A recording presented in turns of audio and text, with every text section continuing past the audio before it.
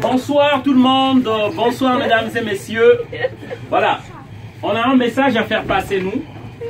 Je suis monsieur Ngoumad Mongbi Donald, un panafricain. Alors, le message que je viens faire passer ici, comme vous le constatez, j'ai un gilet jaune. J'oubliais aussi de dire que je suis membre d'un parti politique en France ici, la DER, la démocratie représentative.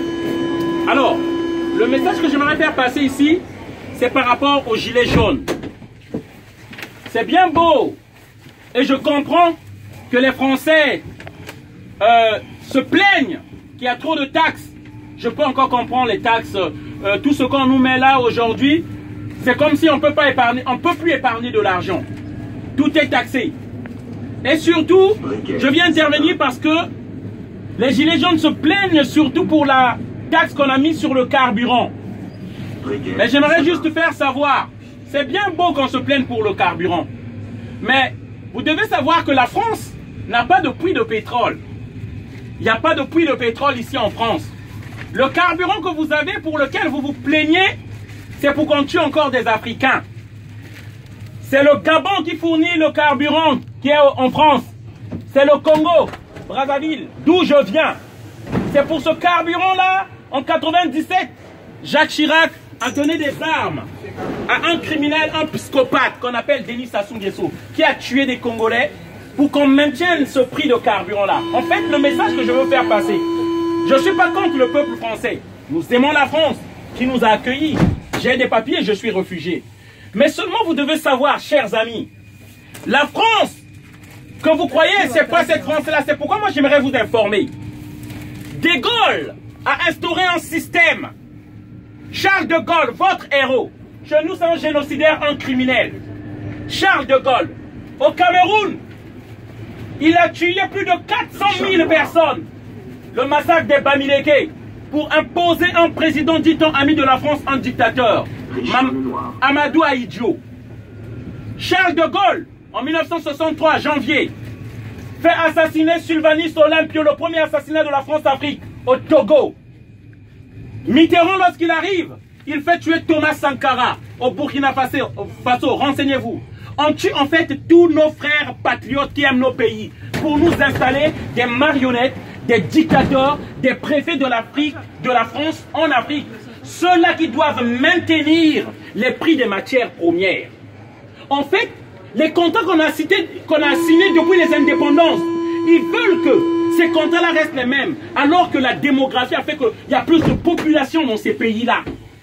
Il y a plus de demandes. Et d'où je vous explique l'immigration dans ce pays-là. Pourquoi les gens viennent? Mais c'est parce qu'on maintient ces peuples-là dans la misère. C'est la politique de la France-Afrique. Ça, ces immigrants qui viennent ici, ils viennent chercher leur argent. Ils ne viennent pas pour votre camembert. Et ça, je veux le faire savoir au peuple français. Ces gens-là sont victimes de vos élus. Ces gens-là que vous élisez. Une fois qu'ils ont votre vote, ils font du n'importe quoi à l'Élysée.